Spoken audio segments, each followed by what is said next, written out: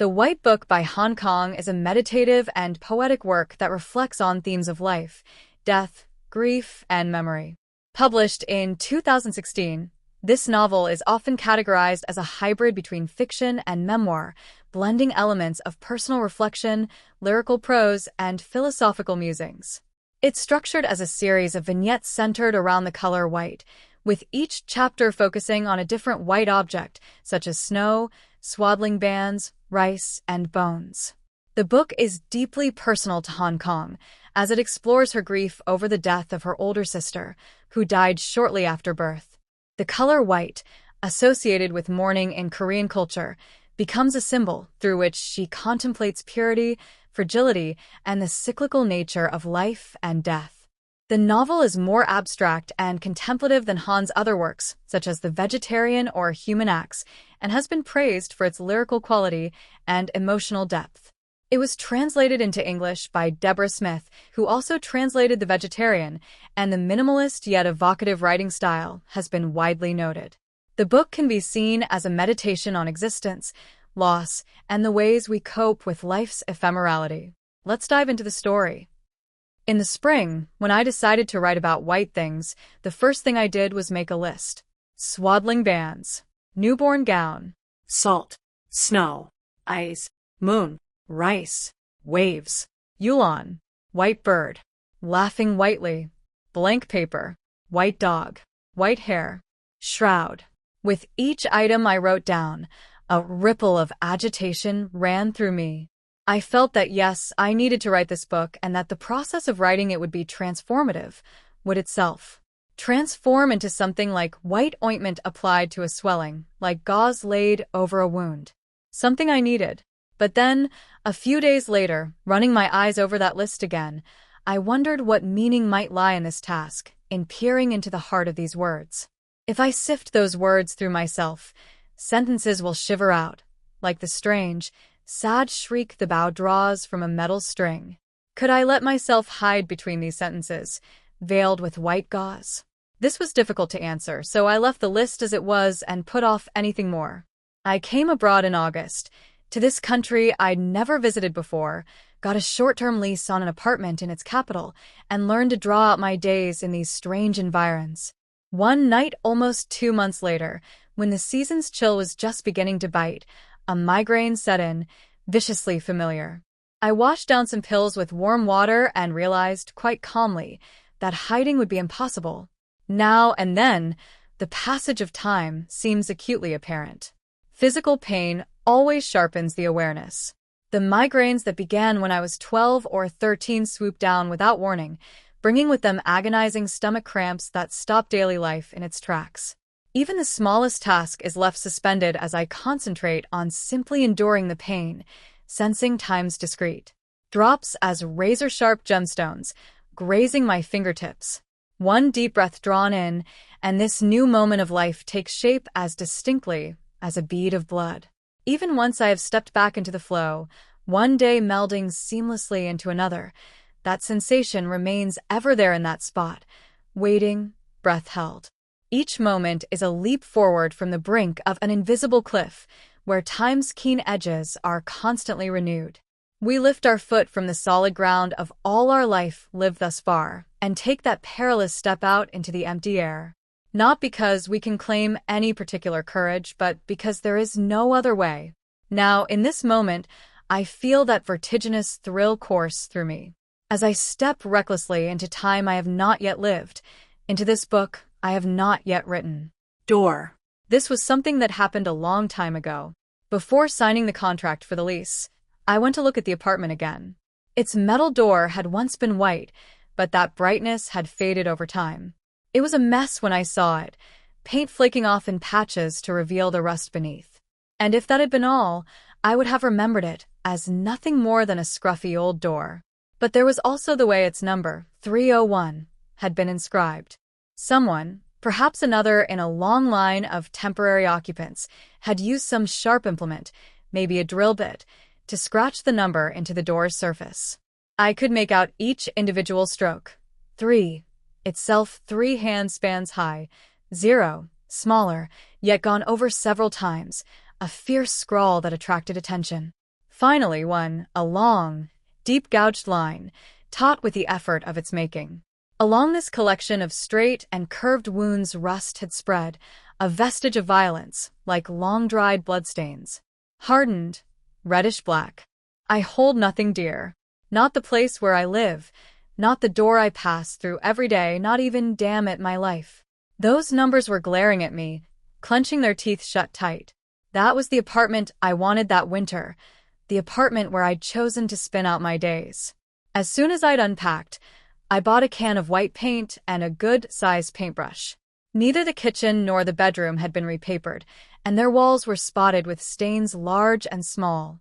These dark splotches were especially conspicuous around any electrical switches. I wore pale gray tracksuit pants and an old white sweater, so the splatters wouldn't show up too badly. Even before I'd started to paint, I was unconcerned with achieving a neat, even finish. It would be enough, I reasoned, just to paint over the stains. Surely white splotches are better than dirty ones. I swept my brush over the large patches on the ceiling where the rain must have seeped through at one time, watching gray disappear beneath white.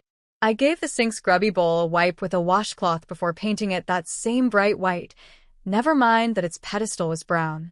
Finally, I stepped out into the corridor to paint the front door. With each swish of the brush over the scarlet surface, its imperfections were erased. Those deep gouged numbers disappeared, those rusted bloodstains vanished. I went back inside the apartment to take a break and get warm, and when I came back out an hour later I saw that the paint had run. It looked untidy, probably because I was using a brush rather than a roller. After painting an extra coat over the top, so the streaks were less visible, I went back inside to wait. Another hour went by before I shuffled out in my slippers. Snow had begun to scatter down. Outside, the alley had darkened. The streetlights were not yet on. Paint can in one hand, brush in the other. I stood unmoving, a dumb witness to the snowflake's slow descent, like hundreds of feathers feathering down. Swaddling bands. Swaddling bands white as snow are wound around the newborn baby. The womb will have been such a snug fit, so the nurse binds the body tight, to mitigate the shock of its abrupt projection into limitlessness. Person who begins only now to breathe, a first filling up of the lungs. Person who does not know who they are, where they are, what has just begun. The most helpless of all young animals, more defenseless even than a newborn chick. The woman, pale from blood loss, looks at the crying child. Flustered, she takes its swaddled self into her arms. Person to whom the cure of this crying is as yet unknown. Who has been, until mere moments ago, in the throes of such astonishing agony. Unexpectedly, the child quiets itself. It will be because of some smell, or that the two are still connected. Two black, unseeing eyes are turned toward the woman's face, drawn in the direction of her voice. Not knowing what has been said in motion, these two are still connected. In a silence shot through with the smell of blood. When what lies between two bodies is the white of swaddling bands. Newborn gown. My mother's first child died, I was told, less than 2 hours into life. I was told that she was a girl, with a face as white as a crescent-moon rice cake. Though she was very small, 2 months premature, her features were clearly defined. I can never forget, my mother told me, the moment she opened her two black eyes and turned them toward my face. At the time, my parents were living in an isolated house, in the countryside near the elementary school where my father taught. My mother's due date was still far off, so she was completely unprepared when, one morning, her water broke. There was no one around. The village's sole telephone was in a tiny shop by the bus stop, 20 minutes away. My father wouldn't be back from work for another 6 hours. It was early winter, the first frost of the year. My 22-year-old mother crawled into the kitchen and boiled some water to sterilize a pair of scissors. Fumbling in her sewing box, she found some white cloth that would do for a newborn's gown. Gripped by contractions and terribly afraid, she plied her needle as tears started down. She finished the tiny gown, found a thin quilt to use as swaddling bands, and gritted her teeth as the pain returned, quicker and more intense each time. Eventually, she gave birth. Still alone, she cut the umbilical cord. She dressed the bloodied little body in the gown she'd just made and held the whimpering scrap in her arms. "For God's sake, don't die," she muttered in a thin voice, over and over like a mantra. After an hour had passed, the baby's tight-sealed eyelids abruptly unseamed. As my mother's eyes met those of her child, her lips twitched again. "For God's sake, don't die."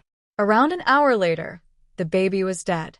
They lay there on the kitchen floor, my mother on her side with the dead baby clutched to her chest, feeling the cold gradually enter into the flesh, sinking through to the bone. No more crying. Moon-shaped rice cake.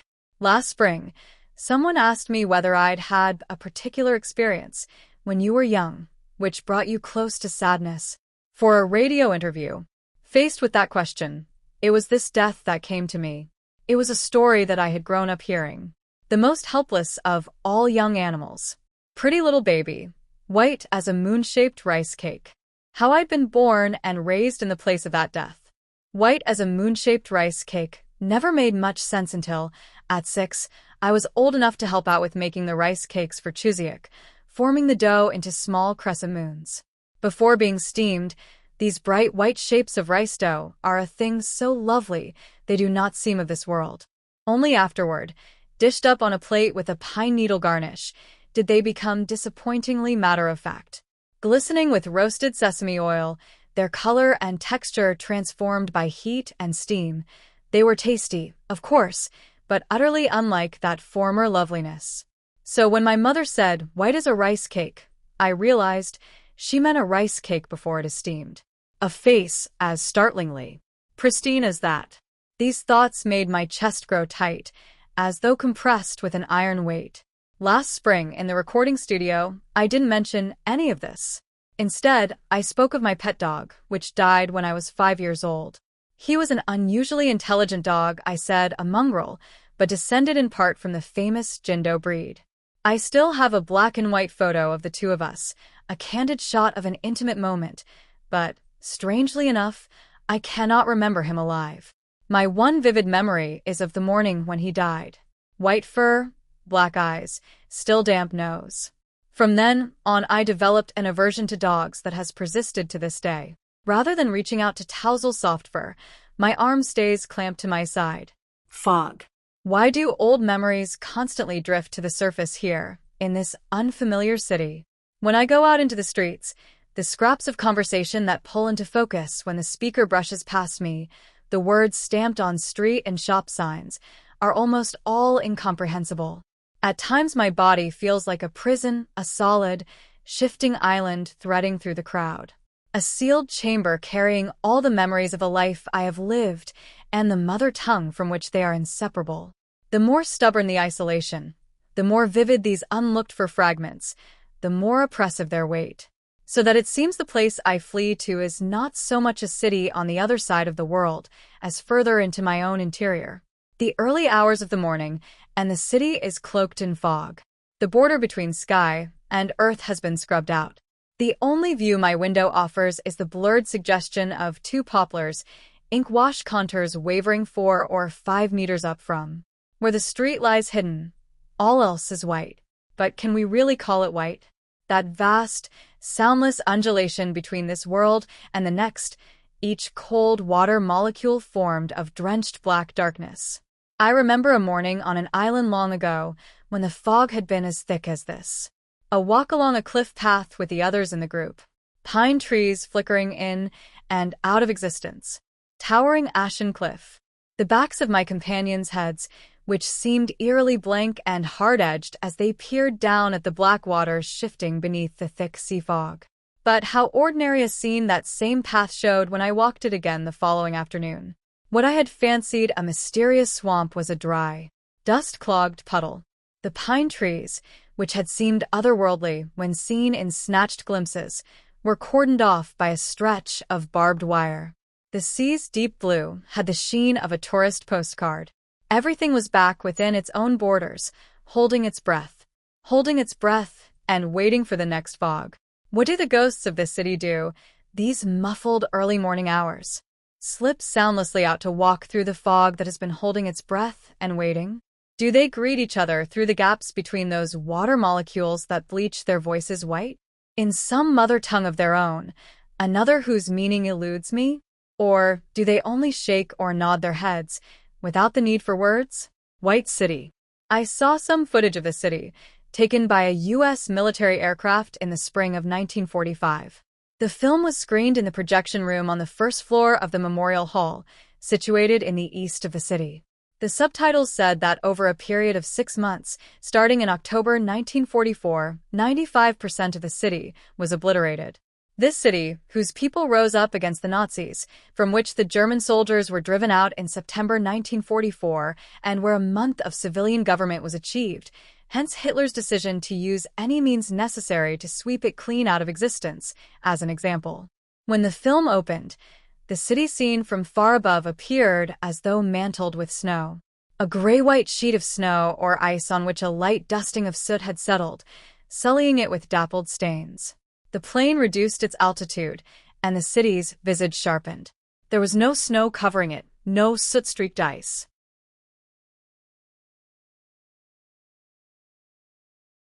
The buildings had been smashed to pieces, literally pulverized.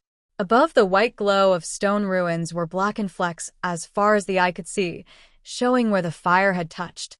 Riding the bus back to my apartment, I got off at the park, which I'd heard housed a very old castle.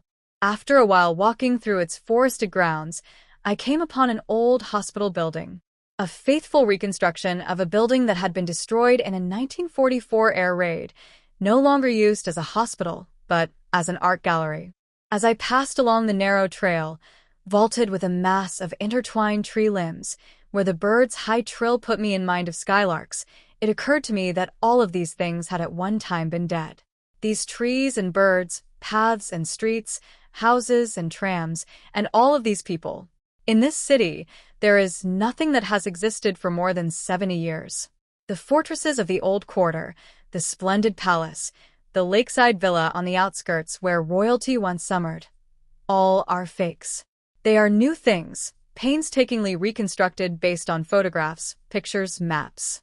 Where a pillar or perhaps the lower part of a wall happens to have survived, it has been incorporated into the new structure.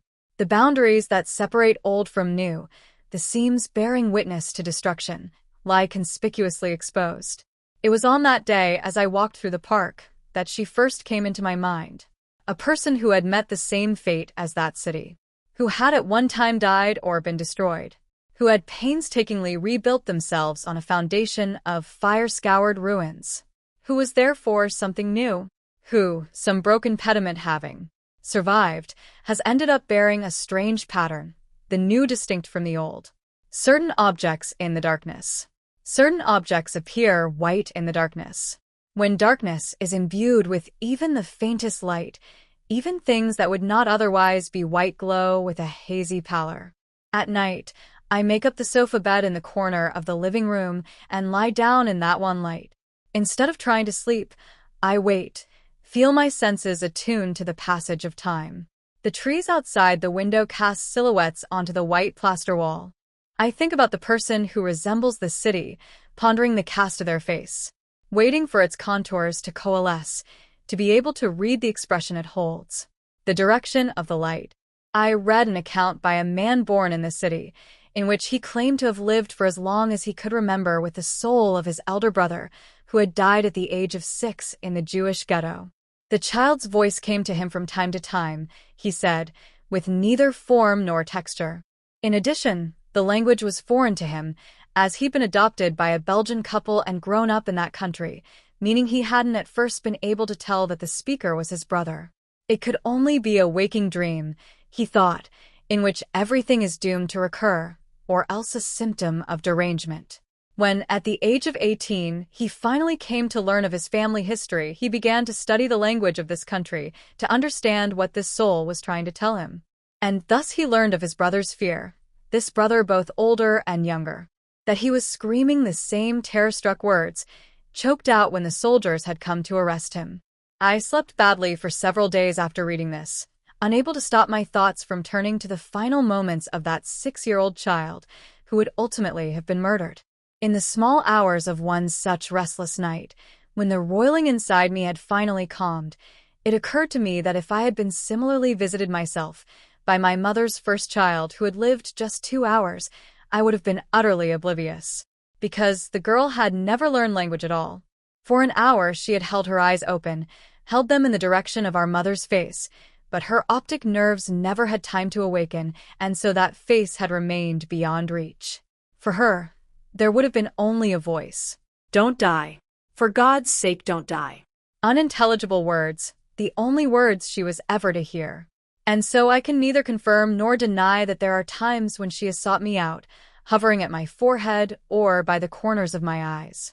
That some vague sensation I had known as a child, some stirring of seemingly unprompted emotion, might, unbeknownst to me, have been coming from her. For there are moments, lying in the darkened room, when the chill in the air is a palpable presence. Don't die. For God's sake, don't die. Turned toward indecipherable sounds laden with love and anguish, toward a pale blur and body heat. Perhaps I, too, have opened my eyes in the darkness as she did, and gazed out. Breast milk. The 22-year-old woman lies alone in the house. Saturday morning, with the first frost still clinging to the grass, her 25-year-old husband goes up the mountain with a spade to bury the baby who was born yesterday. The woman's puffy eyes will not open properly. The various hinges of her body ache, swollen knuckles smart. And then, for the first time, she feels warmth flood into her chest. She sits up, clumsily squeezes her breast.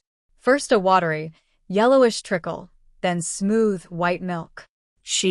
I think of her living to drink that milk. I think of stubborn breathing, of tiny lips mumbling at the nipple. I think of her being weaned and then raised on rice porridge, growing up, becoming a woman, making it through every crisis. I think of death deflected every time, faced with her back as she moves firmly forward. Don't die. For God's sake, don't die. Because of those words knitted into her, an amulet in her body. And I think of her coming here instead of me, to this curiously familiar city, whose death and life resemble her own. Candle. As I have imagined her, she walks the city's streets. At a crossroads, she sees a section of red brick wall. In the process of reconstructing yet another shattered building, the wall had been taken down and rebuilt a meter in front of its original position, along with a low epitaph explaining that the German army used it to line up civilians and shoot them. Someone has put a vase of flowers in front of it, and several white candles are crowned with wavering flames. Wreaths of fog still shroud the city, less thick than in the early morning, translucent as tracing paper. If a strong wind got up and skimmed off the fog, the ruins of 70 years ago might be startled into revealing themselves, pushing out from behind the present reconstructions. The ghosts that were gathered there, very close to her, might stand up straight against the wall where they were slaughtered, their eyes blazing out. But there is no wind, and nothing is revealed beyond the already apparent. The warm white candle wax creeps ever downward, feeding themselves to the white wick's flames. These stubs sink steadily lower, eventually out of existence. Now, I will give you white things. What is white, though may yet be sullied? Only white things will I give. No longer will I question whether I should give this life to you. Rhyme. The window is not quite flush in its frame, allowing rime to form on its glass. Midwinter. That pattern of frozen white recalled the snow ice that forms on a stream's surface. The writer Park Tae once said that just such a window had drawn his gaze when his first daughter was born, hence the name he coined for her, Seolyang. Snowflower. She'd once seen the sea itself frozen over. An unusually shallow stretch of water, compounded by a cold current, had formed serried ranks of frozen waves, like layer upon layer of dazzling white flowers captured in the moment of unfurling. She saw frozen fish strewn over the sandy shore, the hard glint of their scales. On such days, the people of that region say the sea is rhymed over. Frost. The day she was born was one of frost rather than snow, yet her father chose Seol, snow, as one of the characters for his daughter's name. Growing up, she was unusually sensitive to the cold and resented the chill embedded in her name. But she liked to tread the frost-covered ground and feel the semi-frozen earth through the soles of her sneakers. The first frost, as yet untrodden, has the fine crystals of pure salt. The sun's rays pale slightly as the frost begins to form. White clouds of breath bloom from warm mouths. Trees shiver off their leaves, incrementally lightening their burden. Solid objects like stones or buildings appear subtly more dense. Seen from behind, men and women bundled up in heavy coats are saturated with a mute presentiment, that of people beginning to endure. Wings. It was on the outskirts of the city that she saw the butterfly. A single white butterfly, wings folded on a reed bed, one November morning. No butterflies had been seen since summer. Where could this one have been hiding? The air temperature had plummeted in the previous week, and it was perhaps on account of its wings frequently freezing that the white color had leached from them, leaving certain parts close to transparent. So clear, they shimmer with the black earth's reflection. Only a little time is needed now, and the whiteness will leave those wings completely. They will become something other, no longer wings, and the butterfly will be something that is no longer butterfly. Fist. Walking the city's streets until her calves had grown stiff, she waited for something of her native language, sentences, or even mere scraps of words, to surge swiftly to the tip of her tongue. She thought she might be able to write about snow. In this city, where they say it snows for half the year. She kept a dogged watch for the coming of winter. Studied the shop windows. The reflections shone there not yet blurred by streaks of snow. The heads of others passing through the streets, still with no powdery dusting. Those slanting forms, not yet snowflakes, barely grazing the foreheads of strangers. Her own cold fists, which she clenched to white. Snow. Against the background of a black coat sleeve, a large flake of snow will reveal its crystals even to the naked eye. A scant couple of seconds, and she has witnessed it all. Mysterious hexagons melting clean away. When it first begins to fall, people stop what they are doing and turn their attention to the snow. On a bus, they lift their eyes from their laps and gaze out of the window for a time. Once the snow has been soundlessly strewn about, with an equal absence of joy or sorrow, and the street's erasure is complete, the people turn their faces away, and the blurring streaks are no longer reflected in their eyes. Snowflakes. One late night long ago, she'd seen a man lying at the foot of a telegraph pole. He was slumped on his side. Had he fallen? Was he drunk? Should she call an ambulance? While she vacillated, unable to move away from the scene, yet wary of drawing nearer, the man heaved himself halfway up and focused his blank gaze on her. She flinched, startled. Though there seemed no immediate threat of violence, the alley was otherwise deserted. She walked on with hurried steps, then turned to look back. The man was squatting on the cold pavement, still in the same awkward position, staring piercingly at the grimy white wall that stretched along the alley's opposite side. He who had shipwrecked himself in an alley, who had pushed himself up on cold-numbed hands, thinking of what his life has been, of the loneliness that waits for him at home, thinking, what is this? What the hell is this damned dirty white? Falling snow. Sparse flakes fly in all directions. In the black air, where the streetlights do not touch. Whirled above the black branches of wordless trees. Brushing against the bowed heads trudging through the night. Perpetual snow. She considered living somewhere in sight of perpetual snow, where the bodies of trees clustered close outside her window would mark each shift in season against the unchanging backdrop, off in the distance, of permanently ice-capped mountains. Cool as the hands on her fevered forehead when she lay at home on a school day. There was a black-and-white film made here in 1980, in which the protagonist lost his father when he was 7 years old and was raised by his calm, gentle mother.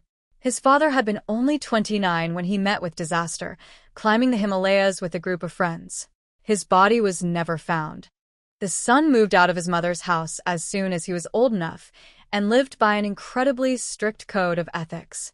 Whenever he had to make a decision, he would see in his mind's eye an oppressive landscape, fresh snow falling on the ice-bound Himalayas, like a whiteout inside his head. Each time, he made the choice that went hardest with himself, the choice that many others would have quailed at. In a period when corruption was rife, he alone, refused to take bribes, and for that he was ostracized, even physically attacked. In the end, he walked into a trap, was hounded out of his place of work, and returned home alone. There, allowing himself to become lost in thought, the peaks and ravines of that far mountain range filled up his field of vision. The very place where he could not go. The land of ice, in which his father's frozen body was hidden, where humans were not suffered to tread. Wave. In the distance, the surface of the water bulges upward. The winter sea mounts its approach, surging closer in. The wave reaches its greatest possible height and shatters in a spray of white. The shattered water slides back over the sandy shore. Standing at this border where land and water meet, watching the seemingly endless recurrence of the waves, though this eternity is in fact illusion, the earth will one day vanish. Everything will one day vanish. The fact that our lives are no more than brief instants is felt with unequivocal clarity. Each wave becomes dazzlingly white at the moment of its shattering.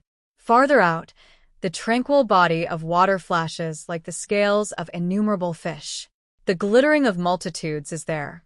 The shifting, stirring, tossing of multitudes. Nothing is eternal. Sleet. There is none of us whom life regards with any partiality. Sleet falls as she walks these streets, holding this knowledge inside her. Sleet that leaves cheeks and eyebrows heavy with moisture. Everything passes. She bears this remembrance, the knowledge that everything she has clung to will fall away from her and vanish. Through the streets where the sleet is falling, that is neither rain nor snow, neither ice nor water, that dampens her eyebrows and streams from her forehead whether she stands still or hurries on, closes her eyes or opens them. White dog. What's a dog that's a dog but doesn't bark? She was a child when she first heard this riddle. When or from whom? She doesn't remember now. The summer when she was 24, when she'd quit her first job and gone back to the house she'd grown up in, she saw a white dog in the neighbor's yard. Previously, this had been the home of a vicious Tosa, originally bred as a fighting dog. It used to rush forward, stretching the rope as taut as it would go, and snap its jaws. All it needed was for the rope around its neck to be loosened or to snap for it to fly at you and sink its teeth into your flesh. Though she knew the dog was tied up, she still kept as far away from it as possible whenever she had to pass the gate, intimidated by its viciousness. Chained up now in that Tosa's place was a mongrel with perhaps a faint strain of Jindo blood. Its body was dotted with patches of bare flesh, pale pink coins amid the dull white of its fur. This dog neither barked nor even growled. When it first met it drew back, startled, the chain around its neck rasping over the cement floor. It was August, and the scorching sun was unrelenting. Perhaps because of the muggy heat, the road through the village was deserted. The silence was broken only by the chain's harsh grating each time the dog flinched back. At her slightest movement, it startled afresh, pressed itself even farther to the floor, and scrabbled back, dragging the chain over the cement, keeping its eyes fixed on her the whole time. Terror. It was terror that she read in those two black eyes. That evening she asked about the dog. It doesn't even bark if it sees a stranger, her mother said, just cowers and trembles, so the owner's thinking of selling it on again. What if a burglar came?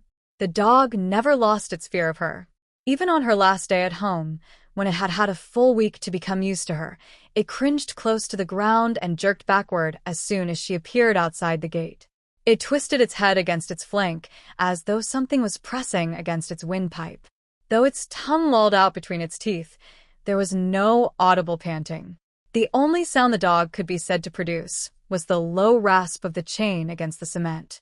Even the sight of her mother, a familiar face of several months' acquaintance, would provoke this same startled reaction. Okay, now it's okay. Her voice was soft and soothing as she walked unhurriedly on. Poor wretch, she muttered, clicking her tongue. It must have suffered a lot. A dog that's a dog but doesn't bark? The lackluster answer to the riddle is Fog. And so for her, the dog's name became Fog. A large white dog that doesn't bark. A dog that bore a physical resemblance to her childhood pet, now a hazy memory from the distant past.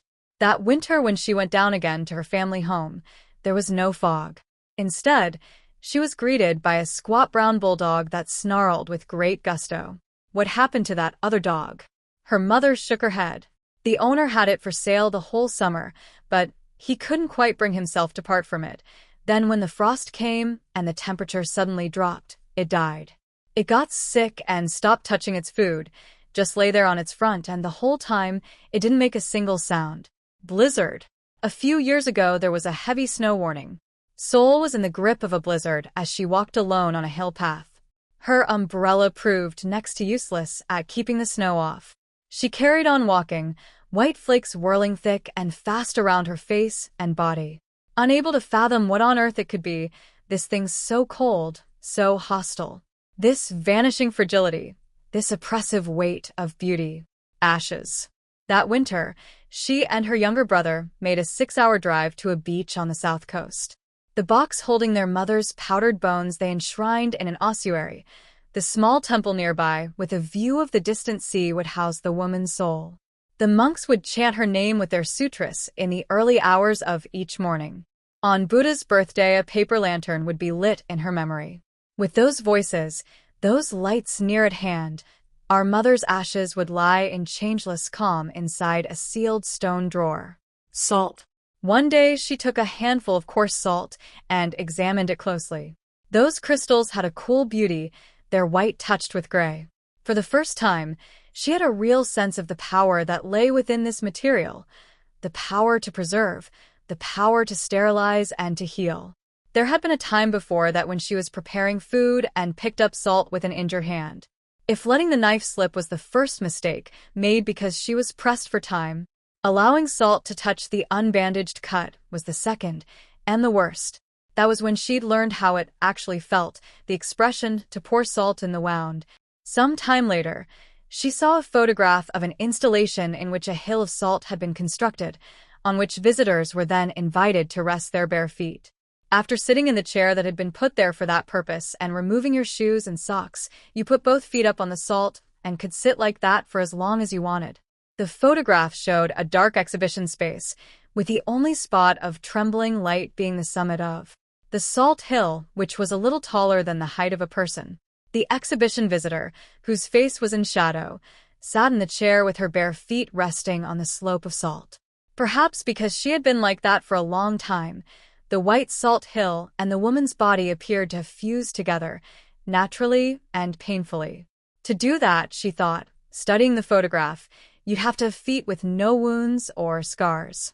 Only if my feet were fully healed could I rest them on that mountain of salt, where the shade retains a certain chill, however white it shines.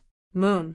When clouds swim in front of the moon and obscure its light completely, those same clouds instantly shine white and cold.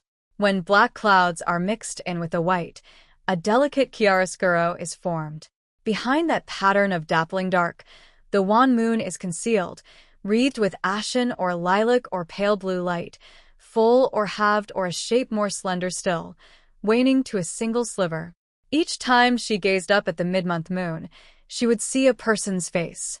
Ever since she was very young, all the grown-ups' explanations had fallen on deaf ears. She never could manage to make out the shapes she was told were there, the pair of rabbits and the mortar they pound rice in. All that was apparent were two eyes, seemingly lost in thought, above the shadowed suggestion of a nose. On nights when the moon is unusually large, she can leave the curtains open and let its light flood every inch of her apartment. She can pace then up and down, in the light filtering out of a huge white pondering face, the darkness soaking out of two black eyes. Lace curtain.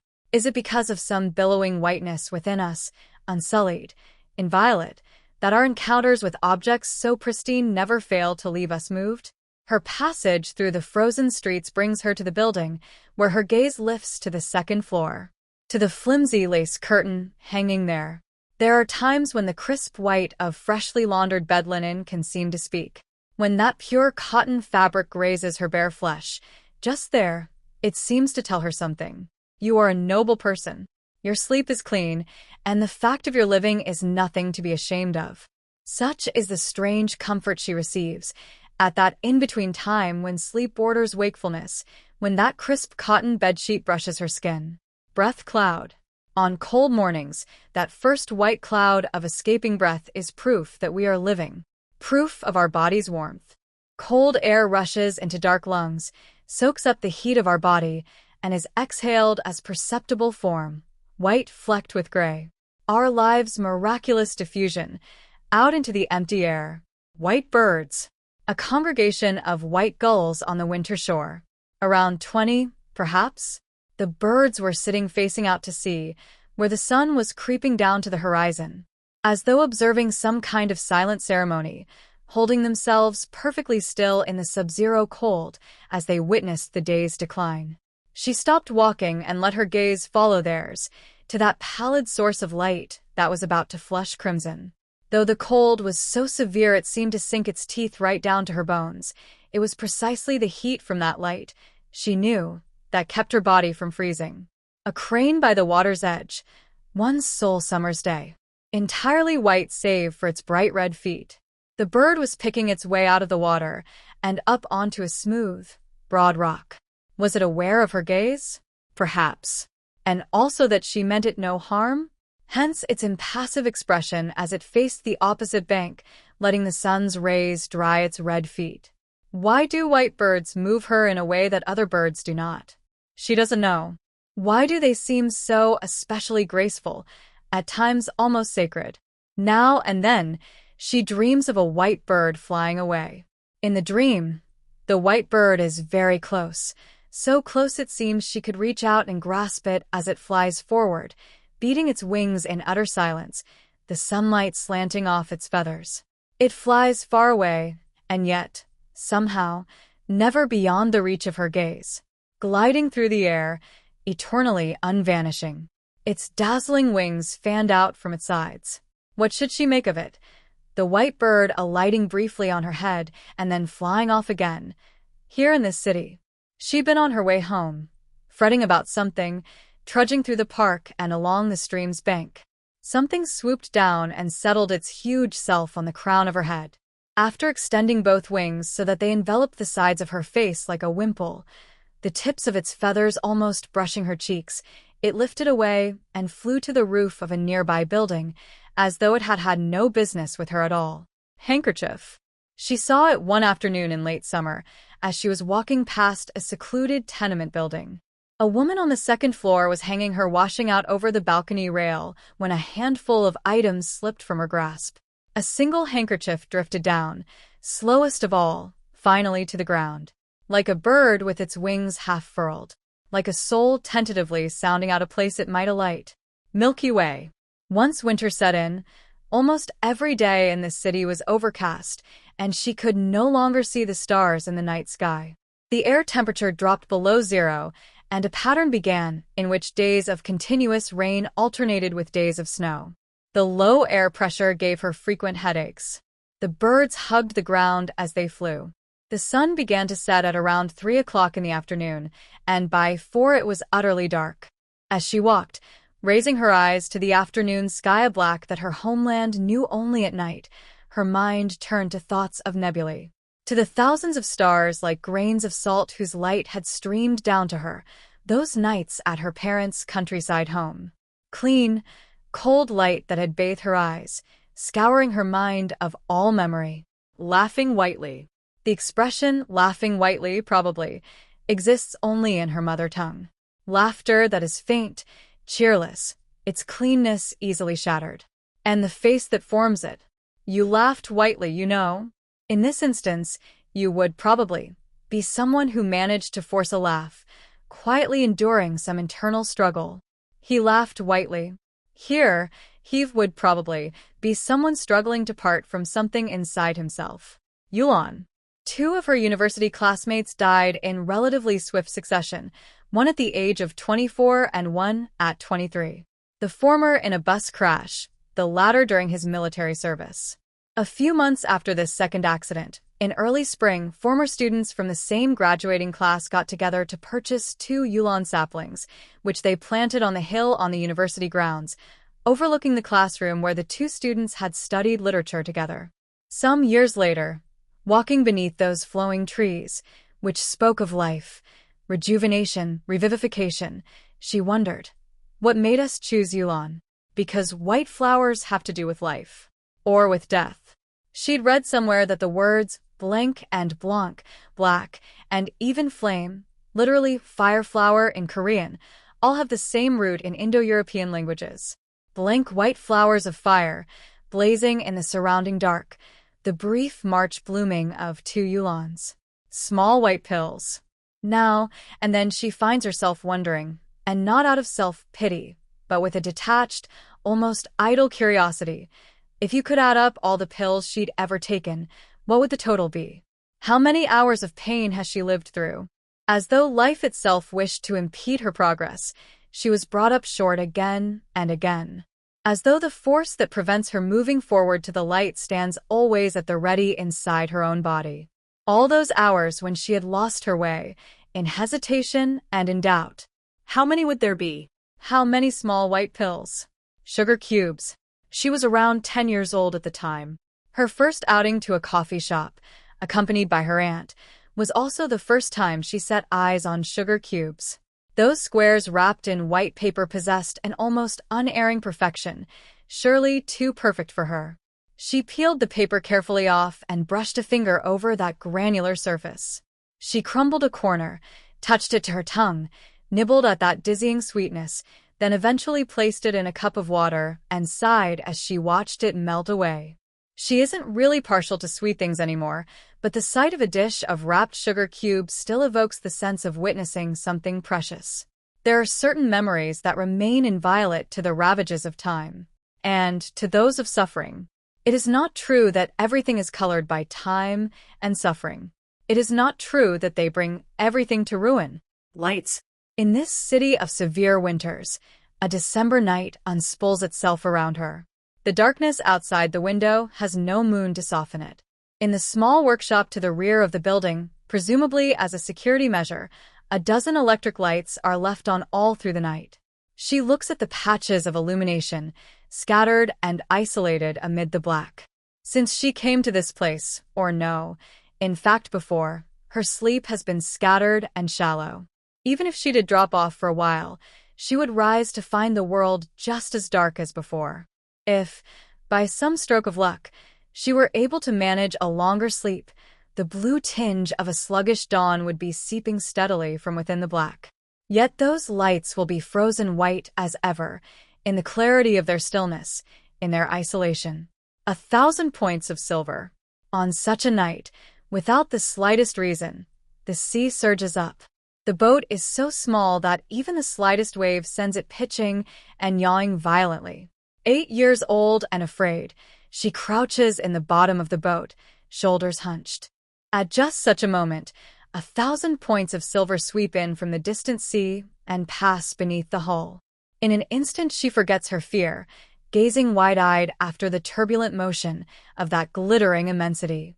An anchovy shoal, her uncle says, laughing.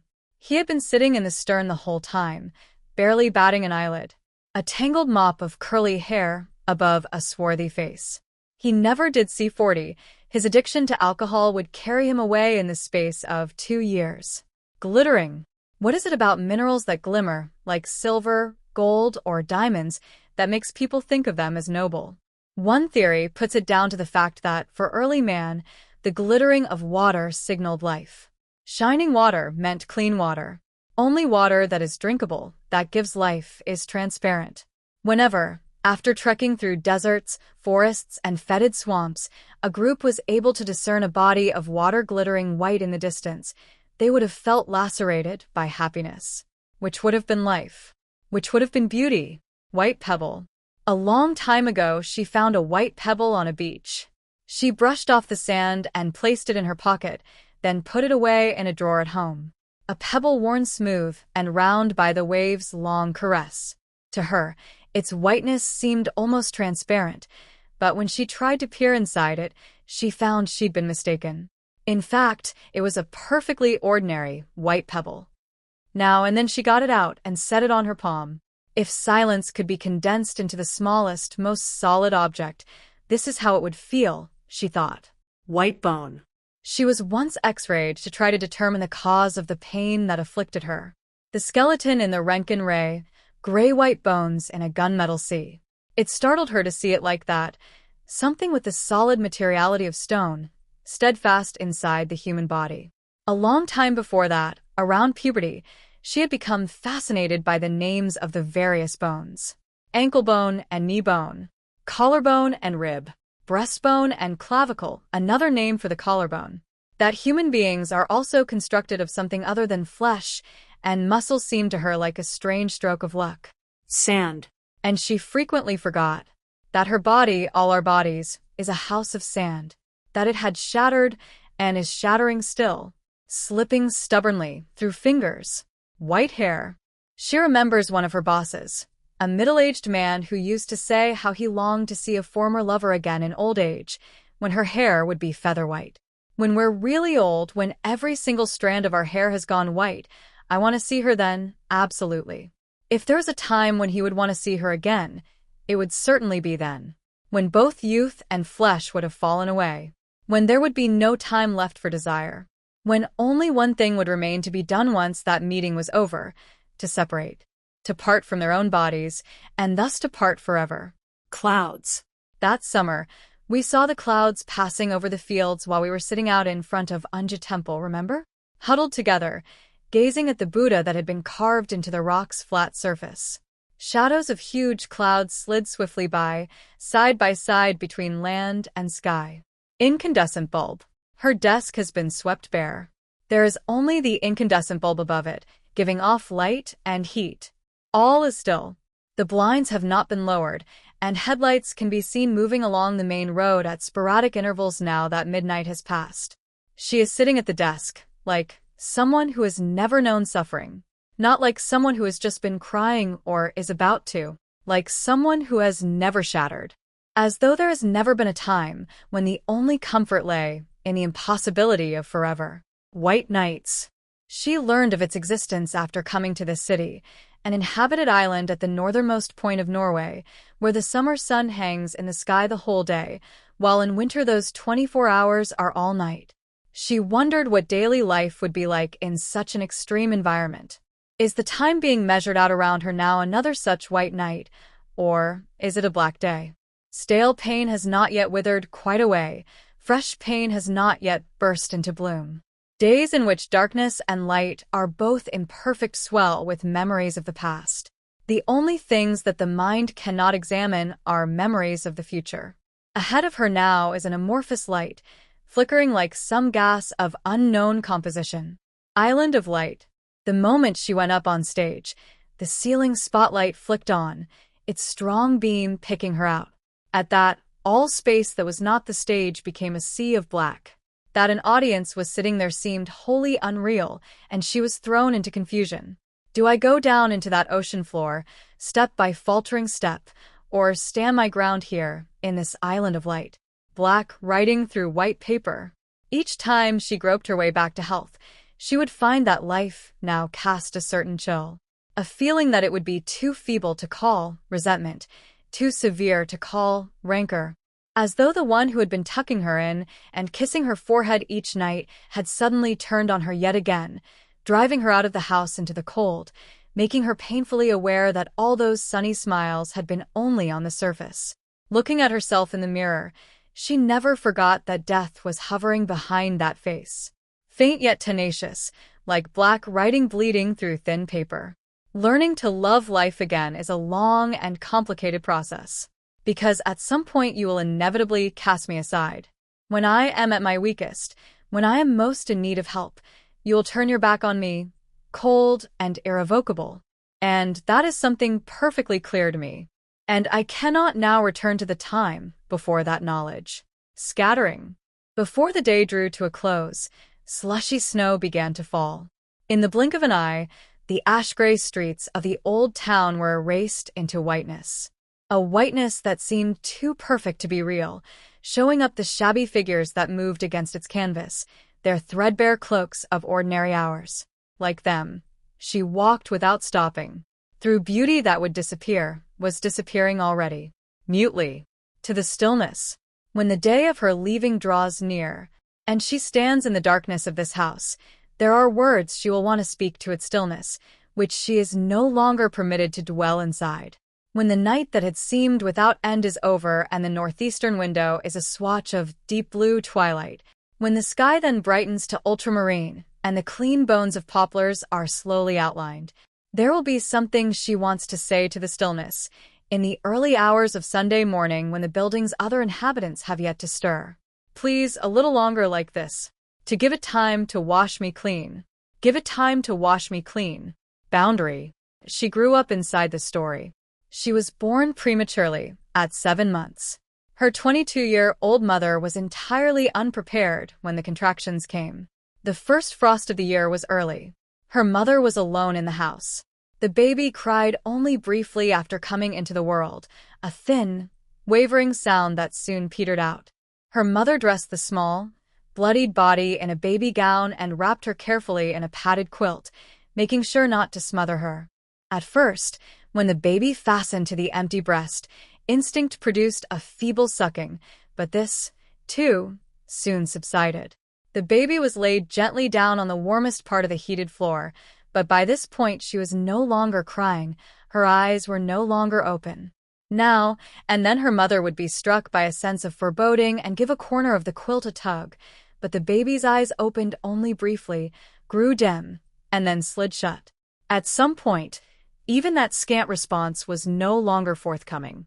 And yet, before dawn, when the first milk finally came from her mother's breasts and she pressed her nipple between the tiny lips, she found that, despite everything, the baby was still breathing. Though she had, by now, slipped from consciousness, the nipple in her mouth encouraged a soft swallowing, gradually growing stronger. Still with her eyes closed the whole time, not knowing what boundary she was now passing over. Reed bed. One morning after a night of snow, she walks into a reed bed. She parts the reeds, each slender white stalk bent under the weight of the snow. The reed bed surrounds a small marsh, where a pair of wild ducks are living. At its heart, where the thin sheet of ice meets still water, the ducks float side by side on its grayish-blue surface, necks bowed to drink. Before turning back from them, she asks herself, "Do you want to go on? To push forward? Is it worth it?" There was a time when she had answered, trembling, no. Now she walks, holding any answer in reserve. She leaves that semi-frozen marsh, between dreariness and delicacy. White butterfly. Were it not the case that life stretches out in a straight line, she might at some point become aware of having rounded a bend, bringing, perhaps, the realization that nothing of that past could now be glimpsed were she to cast a quick glance over her shoulder. This road might be covered not with snow or frost, but with the soft tenacity of pale green spring grasses. A white butterfly stuttering forward might snatch at her gaze, tug her a few paces farther in the wake of those wing beats, like a soul's fretful palpitations. She might become aware only then of the surrounding trees, their slow reanimation as though enthralled to something, giving off a strange and stifling scent, flaring up into a still more lush proliferation, into thin air, toward the light. Spirit.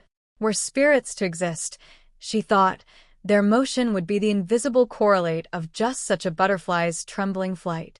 If that were so, would the souls of this city sometimes drift to the wall where they were once gunned down, and flutter there for a time with such a soundless motion? But she knew that the people of the city did not light candles and lay flowers in front of that wall only for the sake of such souls. They believe that there is no shame in having been butchered. They want to draw out their grief for as long as possible. She thought of certain incidents in her own country's history, the country she had left in order to come here, of the dead that had been insufficiently mourned. Trying to imagine those souls being thus eulogized, in the very heart of the city streets, she realized that her country had never once done this properly. And less significantly, she learned what had been left out of her own reconstruction. Of course, her body had not yet died. Her spirit still had flesh to house it, like the remaining section of a ruined brick wall, which the bombing had not managed to destroy completely, since moved and incorporated into another structure, from which the blood has been washed clean. Flesh that was now no longer young. As she walked, she imitated the steady gait of one who had never been broken. A clean cloth veiling each unstitched place. doing without farewells, without mourning. If she believes that she has never been shattered, she can believe that she will be shattered no more. And so there are few things left to her.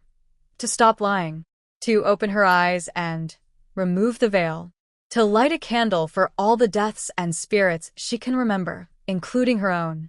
Rice raw and cooked. She walks in search of rice to cook for dinner. Finding sticky rice in the city is easier said than done. Even in a large supermarket, the closest she gets is some Spanish rice, sold in small plastic packs of 500 grams. The white grains lie quiet in her bag as she carries them home. White steam rises from the bowl of just cooked rice, and she sits in front of it as though at prayer. She cannot deny that, at that moment, she feels something inside her. To deny it is impossible. The year after she lost her first child, she had another premature birth. I was told that the baby, a boy this time, managed even fewer months in the womb than the girl had, and died soon after being born, without once opening his eyes. Had those lives made it safely past the point of crisis, my own birth, which followed 3 years later, and that of my brother 4 years after that, would not have come about. My mother would not have lived with those shattered memories inside her, running her fingers carefully over their sharp edges. This life needed only one of us to live it. If you had lived beyond those first few hours, I would not be living now. My life means yours is impossible. Only in the gap between darkness and light, only in that blue, tinged breach, do we manage to make out each other's faces. Your eyes. I saw differently when I looked with your eyes. I walked differently when I walked with your body. I wanted to show you clean things. Before brutality, sadness, despair, filth, pain, clean things that were only for you.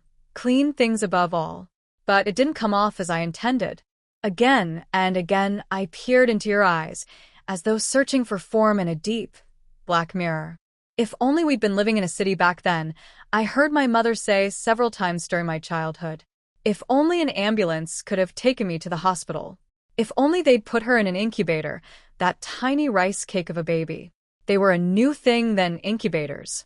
If only you hadn't stopped breathing, and had therefore been granted all this life in my stead, I who would then never have been born. If it had been granted to you to go firmly forward, with your own eyes and your own body, your back to that dark mirror. Shroud. What did you do with her, with the baby? The night I first asked my father this, when I was almost out of my teens and he was not yet 50, he was silent for a while before answering. Wrapped her in a white shroud, took her to the mountain, and buried her. Alone? That's right. Alone. The girl's baby gown became a shroud. Her swaddling bands became a coffin.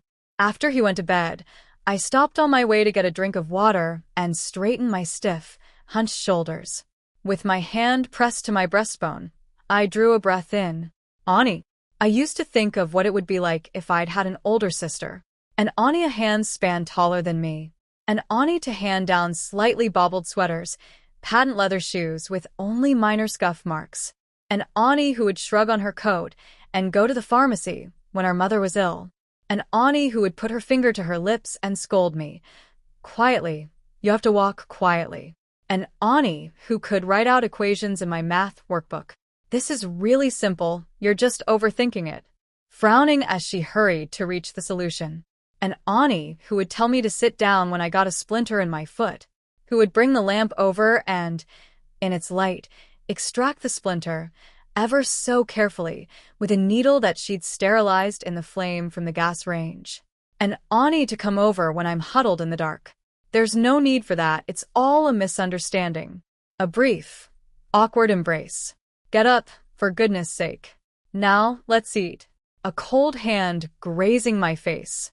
Her shoulders slipping swiftly away, like a clutch of words strewn over white paper. My black shoes stamped prints into the early morning snow, a slushy layer sheeting the pavement, like a clutch of words strewn over white paper. Seoul, which I had last seen in summer, had frozen.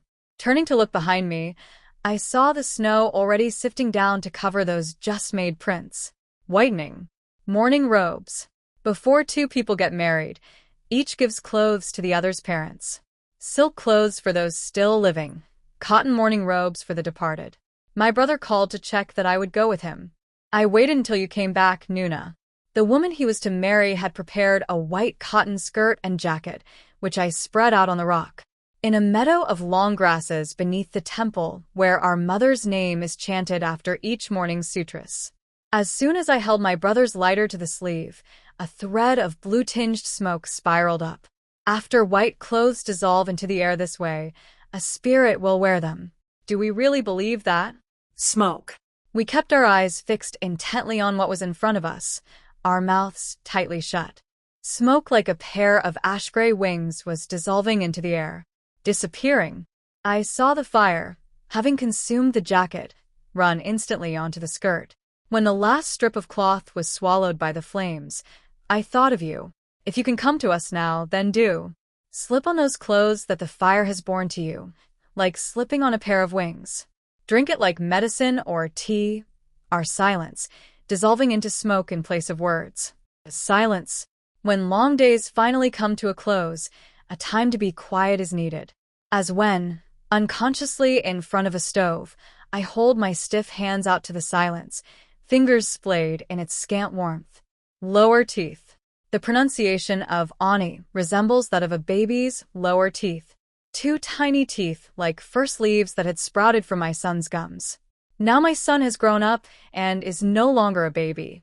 After pulling the quilt up to cover that 12-year-old boy, I listened carefully for a while to his steady breathing before returning to my empty desk.